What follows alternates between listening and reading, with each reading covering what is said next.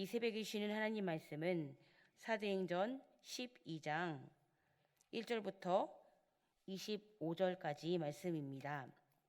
사도행전 12장 1절부터 25절까지인데요. 오늘은 1절부터 19절까지 한 절씩 교독하시겠습니다.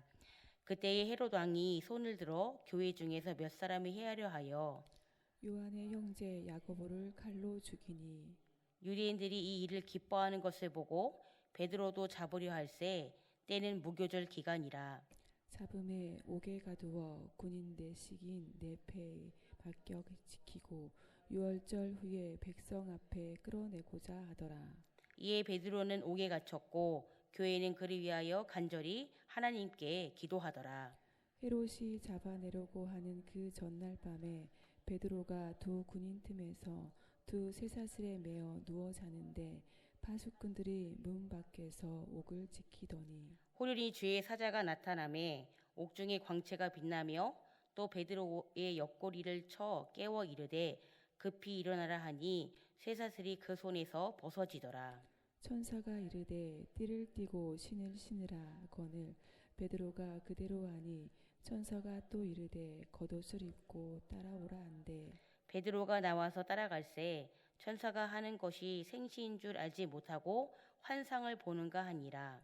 이에 첫째와 둘째 파수를 지나 시내로 통한 세문에 이르니 문이 저절로 열리는지라 나와서 한 거리를 지나매 천사가 곧 떠나더라.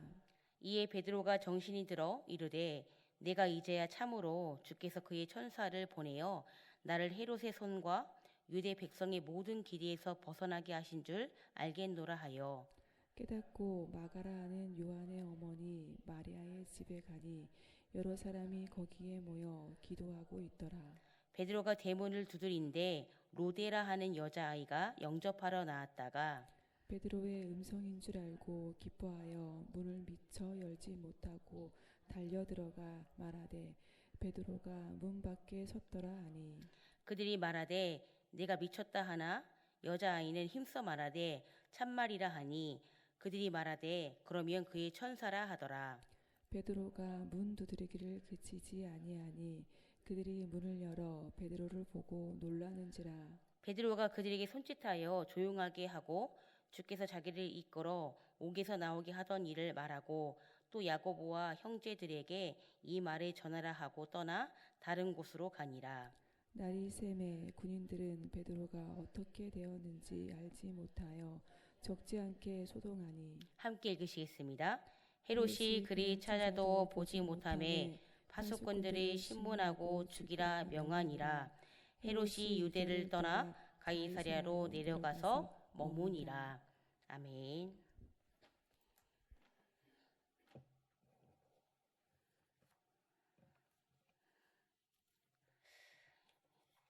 이제 본격적으로 교회가 복음을 전함에 있어서 박해를 받는 사건들이 등장을 하는 것을 보게 되는데요.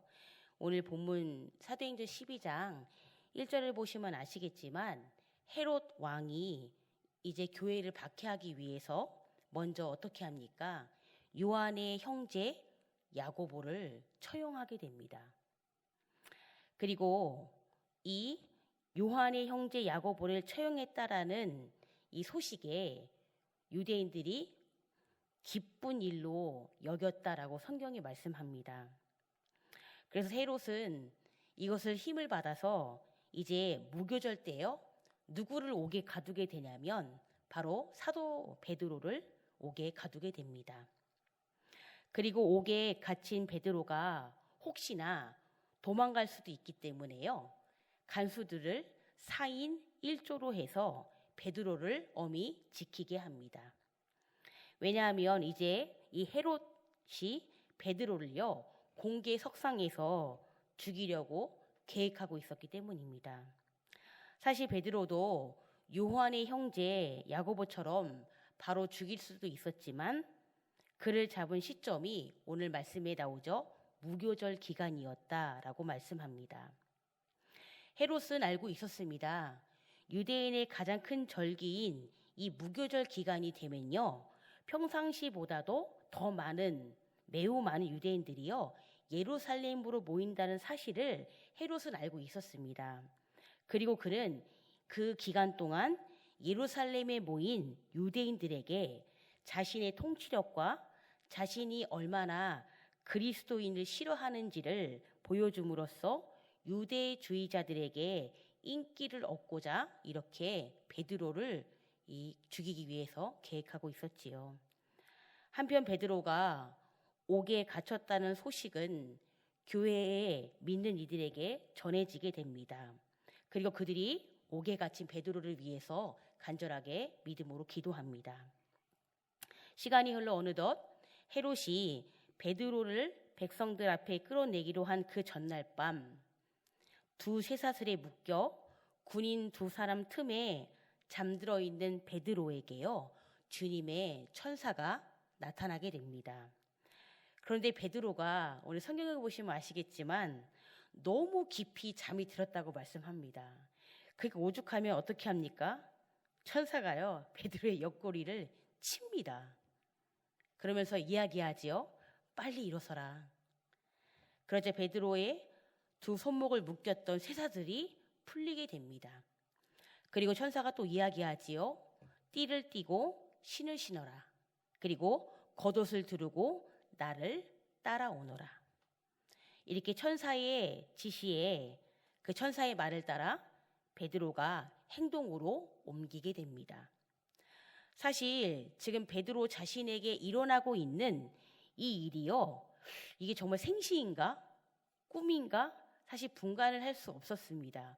왜냐하면 베드로는 깊이 잠을 자다가 천사가 깨웠잖아요. 그러니까 이게 꿈인지 생시인지 알 수 없는 이 상황에서 지금 천사의 지시대로 베드로는 행동에 옮기고 있었죠. 결국 천사를 따라 베드로는요. 바깥으로 나가는 철문 앞까지 도착을 하게 됩니다. 그런데 신기하게 철문이 저절로 열리게 되었다라고 오늘 성경은 저희들에게 말씀해 주시는데요. 결국 열린 철문으로 바깥으로 나와 거리를 지나가다가 결국 베드로를 도운 천사가 갑자기 떠나게 됩니다. 그제서야 비로소 베드로는 자신에게 어떤 일이 일어났는지 깨닫게 되었습니다. 그것은 바로 하나님께서 천사를 보내주셔서 자신을 살려주신 것입니다.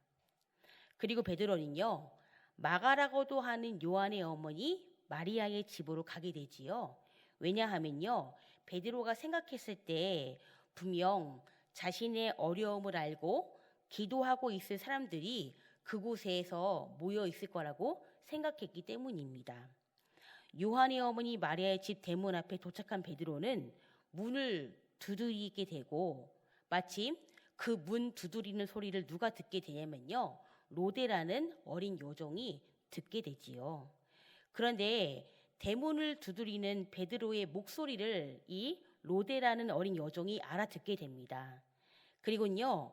너무 기쁜 나머지 먼저 베드로에게 문을 열어주지 않고요. 사람들에게 가서요. 베드로가 지금 문 밖에서 있다라는 소식을 전해줍니다. 그런데 이 어린 여종의 말에 오늘 이 믿음의 사람들이 어떻게 반응합니까? 내가 미쳤구나 라고 반응합니다. 마가의 집에 있던 성도들은 옥에 갇힌 베드로를 위해 그렇게 간절히 하나님께 기도드렸음에도 불구하고 베드로가 풀려나서 자신들이 있는 곳으로 찾아왔다는 사실을 듣고도 믿지 못하고 오히려 이 사실을 말하는 자를 미친 자라고 취급합니다. 사실 이들의 이러한 태도는 엄중한 감시를 받으며 옥에 갇혀 있었던 베드로가 옥에서 풀려 나온다는 것이 당시로서는 도무지 상상조차 하기 어려운 일이었기 때문에 이렇게 반응할 수밖에 없었던 것 같습니다. 아울러 이는 그들이 베드로가 투옥되는 그 순간부터 지금까지 줄곧 베드로가 풀려나기를 기도하기는 했지만 그 기도에 대한 확신은 부족했던 것 같습니다. 그러나 우리 하나님이 어떤 하나님이십니까?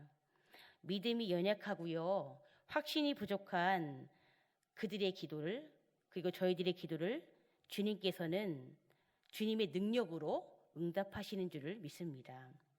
그리고 그 응답의 증거가 무엇입니까? 바로 감옥이 아닌 지금 자신들 앞에 있는 베드로, 그가 바로 기도의 응답입니다.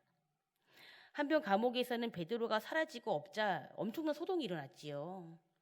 결국 베드로를 찾지 못하고요, 이 헤롯은요 대신에 베드로를 지키고 있었던 경비들을 문초하고 그들을 사형에 처하게 됩니다.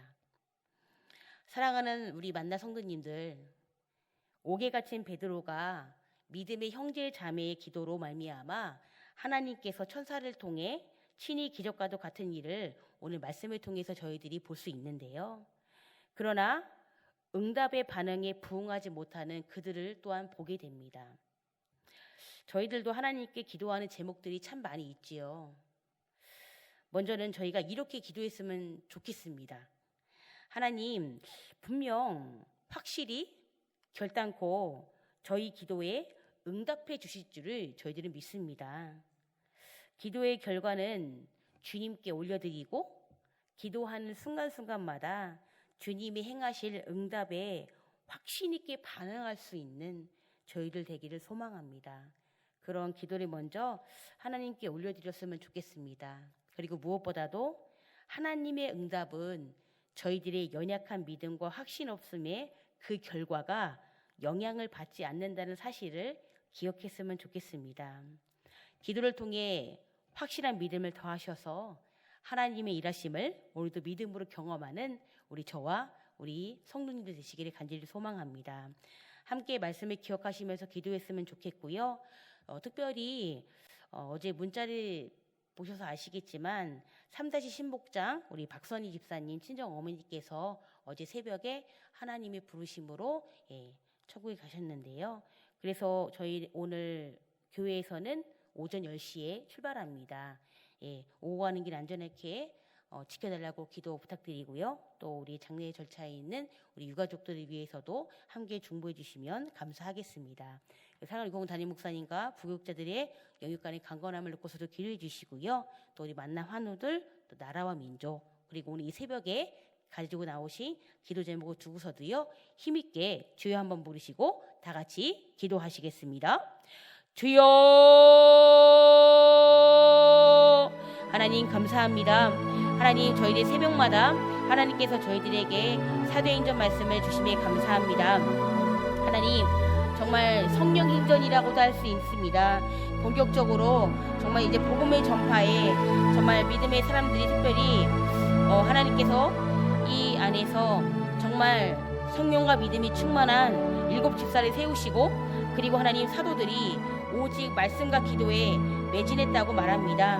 하나님, 그리고 하나님 성령님이 함께 하시니까 그들이 성령의 권능으로 예루살렘, 온 유대, 사마리아 땅끝까지 이르러 증인이 되리라 하셨던 그 성령의 능력으로 말미암아 하나님, 그들이 하나님의 나라를 전파하며 하나님의 복음을 전할 때에 많은 이적과 기적이 일어나는 것을 보게 됩니다. 특별히 아버지 하나님, 사울도 본격적으로 바울의 삶을 살아가면서 이방인의 빛으로 하나님께서 그를 부르셨고, 하나님께서 그를 택한 그릇으로 사용하시는 것을 보게 됩니다. 그런데 하나님, 이렇게 복음이 날로 전파되고 구원받는 수가 더해지는 것만큼 하나님, 그것을 또 방해하고 또 복음을 또 폐하려고 하는, 그리고 정말 예수 그리스도를 전하지 못하고자 하는 하나님, 그 복음을 방해하는 또 어둠의 권세도